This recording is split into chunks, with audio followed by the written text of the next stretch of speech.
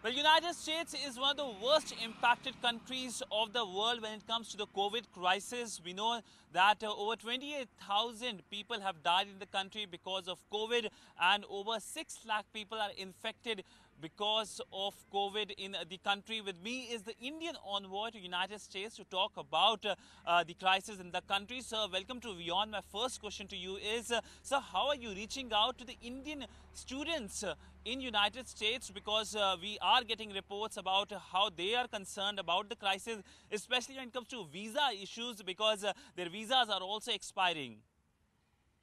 A total of 200,000 Indian students in United States, and when this health emergency struck, we immediately got in touch with them through the traditional means of our website, emails, through the social media, but we also created a unique platform, a student peer support line, through which we got in touch with the different associations and bodies. We have almost 8,000 contacts, and through them we were in touch with about 50,000 students, and we have been able to interact with them. In fact, very recently, through an Instagram, I spoke to almost 25,000 students on the weekend.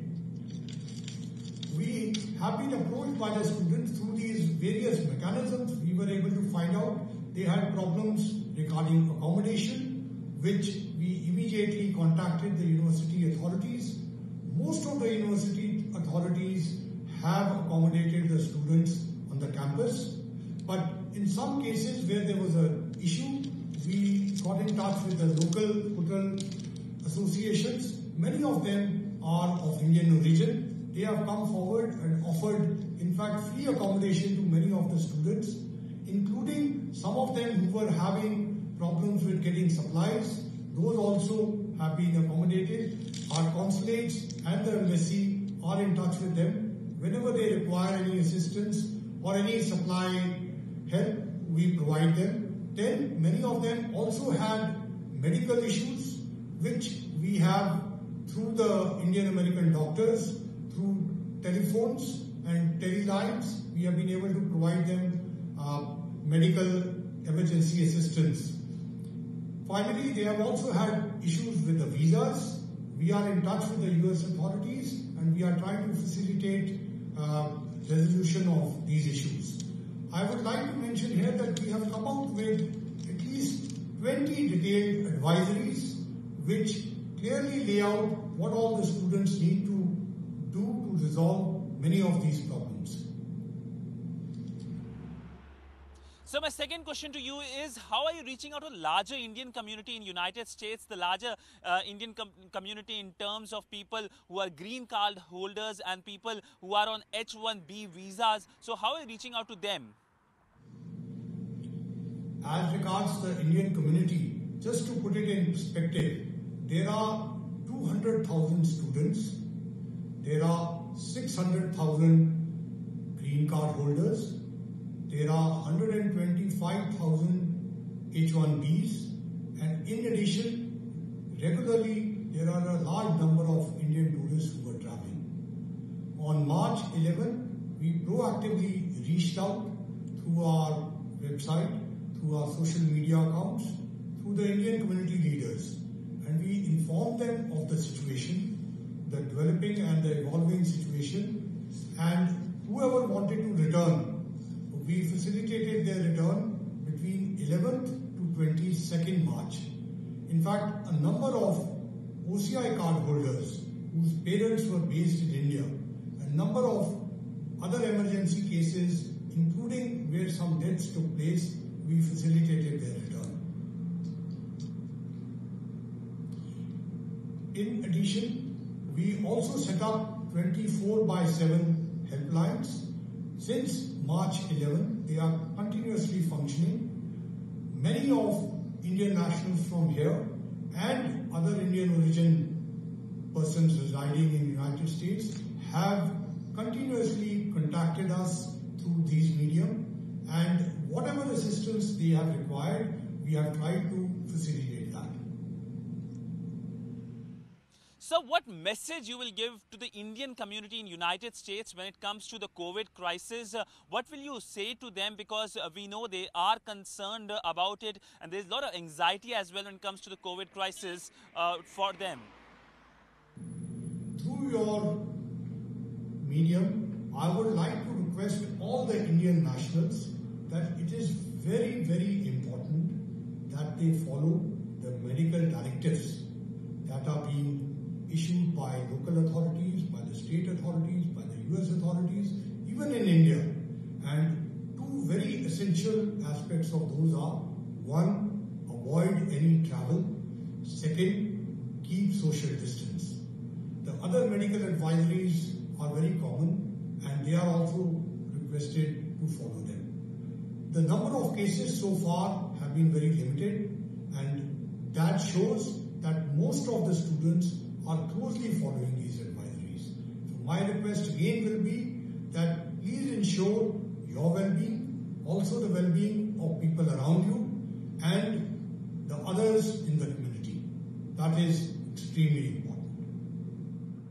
Sir, how are Indian diplomats faring in the country? Because we know the COVID crisis has overwhelmed everyone across the world, and Indian diplomats are under considerable pressure as well, whether it is China, whether it is Iran, whether it is United States or European countries. So how are they keeping safe and reaching out in terms of the community as well, doing their daily jobs as well?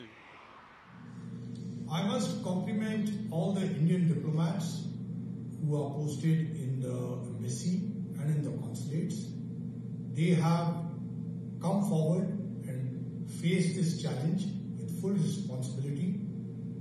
All our missions have been functioning, and they continue to function even in extreme circumstances. And by God's grace, everybody so far is safe, and we will continue to be of assistance to the Indian nationals and others, whoever will seek our assistance. So you had a video conference with the Indian Prime Minister Narendra Modi. He had a video conference with all the missions across the world. What were the key points you talked about or the Indian Prime Minister talked about at that video conference? What did he said to you or told you in terms of reaching out to the community and keeping yourself safe? The leadership in India, particularly the Prime Minister, has taken a very proactive interest in our activities.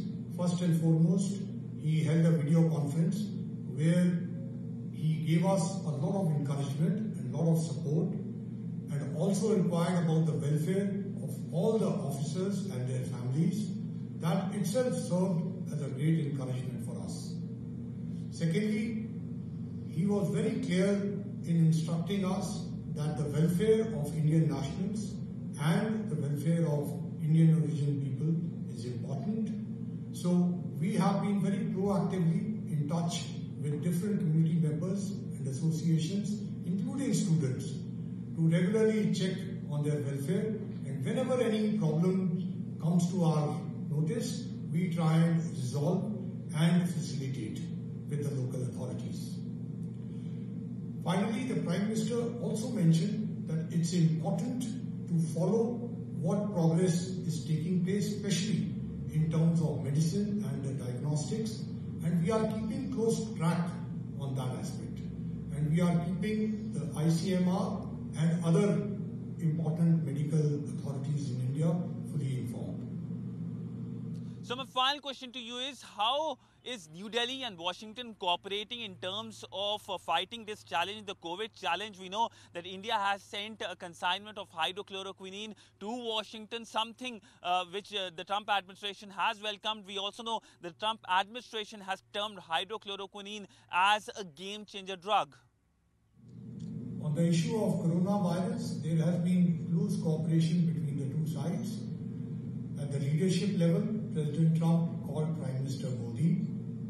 The External Affairs Minister has been in touch with Secretary of State, and Deputy Secretary of State, who is part of the core team in Washington, D.C., has been in touch with the Foreign Secretary. At the technical level, there has been close cooperation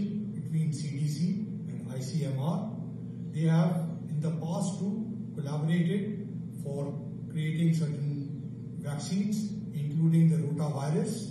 Then they have worked together on developing medicines and also on diagnostic kits. In the area of medicines, there has been close cooperation between the two sides.